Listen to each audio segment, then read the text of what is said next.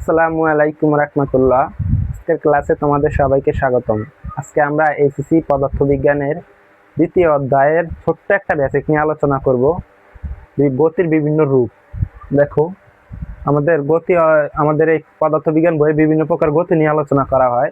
এই গতিগুলোকে আজকে আমরা সংক্ষেপে বুঝবো। এগুলো থেকে আমাদের 1 মার্ক এবং 2 মার্কের প্রশ্ন হয়। জ্ঞানমূলক এবং অনুধাবন বিভিন্ন প্রকার প্রশ্ন এই গতি থেকে আসে। আমরা আজকে এই 5টা গতিকে এরকম খুব সুন্দরভাবে তোমাদেরকে বুঝিয়ে দেওয়ার চেষ্টা করব, যেন তোমাদের এগুলো থেকে জ্ঞানমূলক অনুধাবনমূলক আসলে তোমরা সহজে অ্যান্সার করতে পারো। আশা করি ভিডিওটা দেখলে তোমাদের জন্য অনেক উপকার হবে।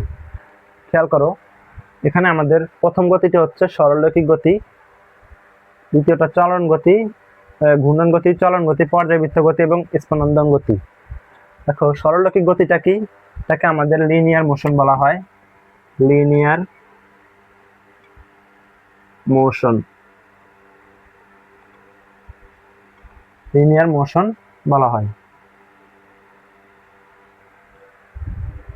এখন দেখো, এই লিনিয়ার মোশনটা কি? লিনিয়ার মোশন হচ্ছে যে গতিটা সরল রেখায় চলে।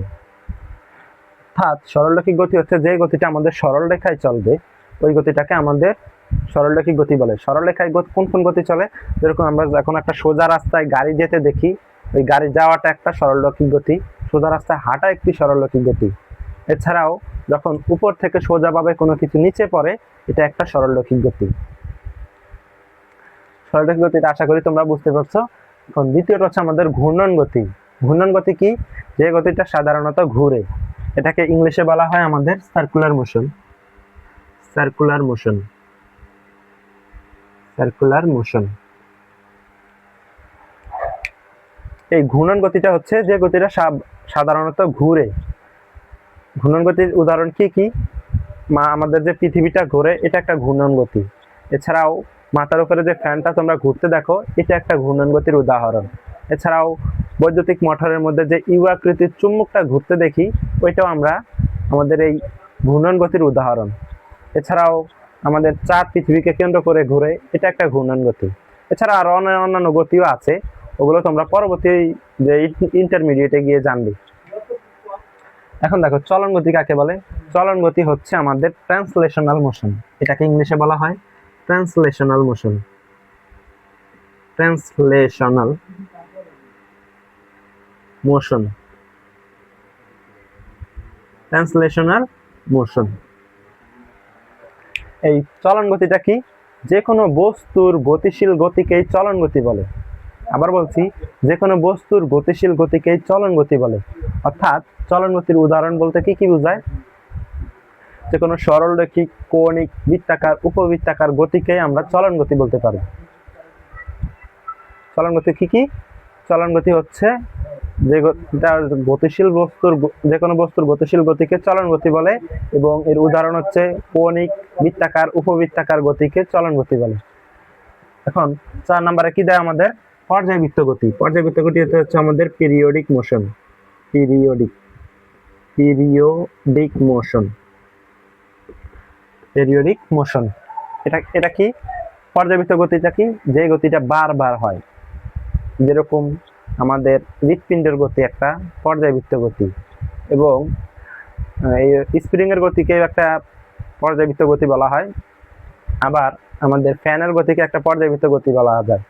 ফ্যানের গতিকে বলতে পারো তুমি, হৃৎপিণ্ডের গতিকে বলতে পারো, স্প্রিং এর গতিটা বলতে পারো। এগুলো আমাদের বারবার হয়। পর্যায়বৃত্ত গতিটা কি? যে গতিটা আমাদের বারবার হয়, ওই গতিটাকে আমাদের পর্যায়বৃত্ত গতি বলে। এর উদাহরণ হচ্ছে হৃৎপিণ্ডের গতি। আমাদের হৃৎপিণ্ড কিন্তু এরকম বারবার পাঞ্চ করে।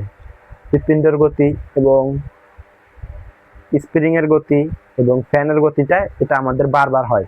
এগুলোকে আমাদের পর্যায়বৃত্ত গতি বলা হয়। এই পর্যায়বৃত্ত, এগুলো সবগুলো সম্পর্কে তোমরা পরবর্তীতে অধ্যায়ে বিস্তারিতভাবে এগুলো নিয়ে আলোচনা করা আছে। আমরা আস্তে আস্তে এগুলো ডিটেলস দেখবো। আজকে আমরা শুধু এগুলোর সংজ্ঞাগুলো জানবো, উদাহরণগুলো জানি। আশা করি এতটুকু জানলে তোমরা জ্ঞানমূলক, অনুধাবনমূলক এবং এমসিকিউ প্রশ্নের উত্তর দিতে পারবা। এবং সর্বশেষ কি আছে আমাদের? স্পন্দন গতি। এটাকে ইংলিশে বলা হয় হারমোনিক মোশন।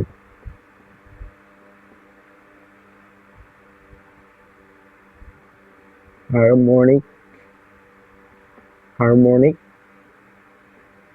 মোশন। এটা কি বলা হয়? যে সরল দোলকের পুরো পর্যায়কালে যে সময় লাগে তার অর্ধেক সময় একদিকে, বাকি অর্ধেক সময় অন্যদিকে যে গতিটা হয়, ওই গতিটাকে আমাদের স্পন্দন গতি বলে। এই স্পন্দন গতির উদাহরণ কি কি দেওয়া যায়? যেরকম আমাদের স্প্রিং এর গতি বা হৃৎপিণ্ডের গতি।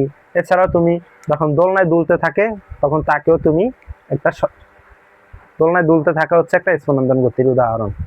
এবং সরল দোলকের যে গতিটা হয় ওইটাকে আমাদের স্পন্দন গতির উদাহরণ হিসাবে তুমি ধরতে পারো। এছাড়াও হৃৎপিণ্ডের গতি একটা স্পন্দন গতি, স্প্রিং এর গতি একটা স্পন্দন গতি। বুঝতে পারছো? আশা করি আমি তোমাদের এই 5টা বিষয়ে যে সংজ্ঞাগুলো আছে, উদাহরণগুলো আছে, এগুলোকে খুব সহজে তোমাদেরকে বোঝাতে পারছি। এটাকে বলা হয় সরলরৈখিক গতি হচ্ছে হারমোনিক মোশন, এবং যেটা সরল রেখায় চলে। ঘূর্ণন গতি হচ্ছে সার্কুলার মোশন, যেটা মানে বা ঘুরে। আর চলন গতি হচ্ছে আমাদের ট্রান্সলেশনাল মোশন, যে গতিটা সাধারণত গতিশীল বস্তুর গতিকে চলন গতি বলে। পর্যায়বৃত্ত গতি হচ্ছে পিরিয়ডিক মোশন। পর্যায়বৃত্ত গতি যে গতিটা বারবার হয়, ফ্যানের গতি, হৃৎপিণ্ডের গতি এবং স্প্রিং এর গতি। এছাড়াও স্পন্দন গতি হচ্ছে হারমোনিক মোশন, হচ্ছে দোলনায় দুলতে থাকা একটা স্পন্দন গতি। এছাড়াও স্প্রিং এর গতি, হৃৎপিণ্ডের গতি, সরল দোলকের যে পেন্ডুলামের যে গতিটা হয় ওইটাকে একটা স্পন্দন গতি হিসাবে ধরতে পারো। আশা করি তোমরা বুঝতে পারছো। আজকের জন্য এই পর্যন্তই। সবাই ভালো থাকবা, সুস্থ